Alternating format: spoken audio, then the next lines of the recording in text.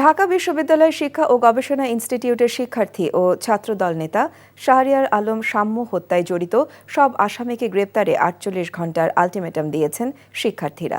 সকালে শাম্যর হত্যাকারীদের গ্রেপ্তার, নিরাপদ ক্যাম্পাস এবং সোহরাওয়ার্দী উদ্যানকে মাদক মুক্ত করার দাবিতে শাহবাগ থানা ঘেরাও কর্মসূচি থেকে এই আলটিমেটাম দেন তারা।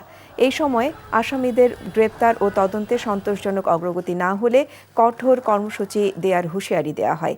শাম্য সহপাঠী ও শিক্ষকদের অভিযোগ, শুরু থেকেই তদন্ত ও দোষীদের গ্রেপ্তারে অবহেলা করা হচ্ছে।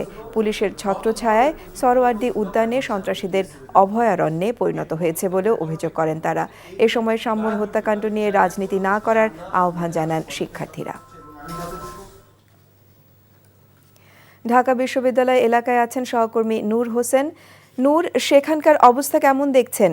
আজ শিক্ষার্থী বা ছাত্র দলের আর কোনো কর্মসূচি আছে কি?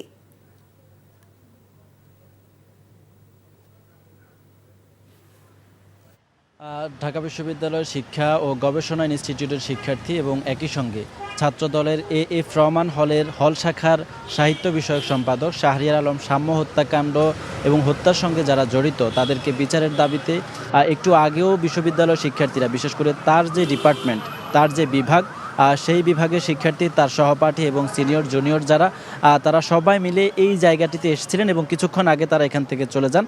শাহবাগ থানার সামনে এসে শাহবাগ থানা ঘেরাও কর্মসূচি তারা পালন করেন এবং প্রায় 2 ঘন্টার মতো তারা এখানে অবস্থান করেন এবং শিক্ষার্থীদের এবং শিক্ষকদের, সামনের যারা শিক্ষক রয়েছেন তাদের একটি প্রতিনিধি দল অভ্যন্তরে যান থানার ভেতরে। শাহবাগ থানার ভেতরে পুলিশের কর্মকর্তা যারা রয়েছেন তাদের সঙ্গে আলোচনা করেন, কথা বলেন এবং মামলার বিষয়ে সার্বিক তদন্ত সহ সার্বিক বিষয়ে কি অগ্রগতি হয়েছে, দোষীদেরকে কবে নাগাদ গ্রেফতার করা হবে, এইসব বিষয়ে তাদের সঙ্গে কথা হয় এবং এখান থেকে সেই বৈঠক শেষে শিক্ষকরা এখানে এসে আবার গণমাধ্যম কর্মীদেরকে ব্রিফিং করেন এবং তার সহপাঠীরাও ব্রিফিং করেন।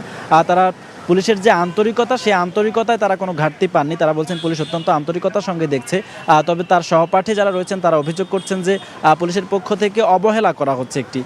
ওখানে তারা বলছেন যে প্রকৃত আসামি যারা রয়েছেন তাদেরকে গ্রেফতার, তাদেরকে চিহ্নিত করা, সিসিটিভির ফুটেজ প্রকাশিত করা বা প্রকাশ্যে বের করা, গণমাধ্যম কর্মীদেরকে দেয়া, এই বিষয়গুলোতে তারা এক ধরনের ঘাটতি দেখতে পাচ্ছেন এবং সেজন্য তারা 48 ঘন্টার আলটিমেটাম দিয়েছেন এবং এই 48 ঘন্টার মধ্যে সাম্যের যারা প্রকৃত খুনি রয়েছেন, যারা সাম্যকে হত্যা করেছে তাদেরকে চিহ্নিত করে গ্রেফতার করতে হবে। এবং আরেকটি বিষয় একটু জানিয়ে রাখি যে আজকে আসরের নামাজের পরে সাম্যের যে রাজনৈতিক সংগঠন জাতীয়তাবাদী ছাত্রদল, তাদের পক্ষ থেকে একটি কর্মসূচি ঘোষণা করা হয়েছে। ঢাকা বিশ্ববিদ্যালয়ের প্রত্যেকটি হলের মসজিদে তারা সাম্যের জন্য দোয়া মাহফিল করবেন এবং এছাড়া অন্যান্য আরও শিক্ষার্থীরাও এই 48 ঘন্টা অবজার্ভ করবেন, এই 48 ঘন্টা পর্যবেক্ষণ করবেন। এরপরে তারা আবারও কঠোর কর্মসূচি দেওয়ার হুঁশিয়ারি দিয়েছেন। এই ছিল এখানকার পরিস্থিতি। বান্ডেল থাকলে প্রতি সেনমানিতে টাকা বাঁচবে। বিকাশ সেনমানি বান্ডেল কিনে জিতুন প্রতি লেনদেনে।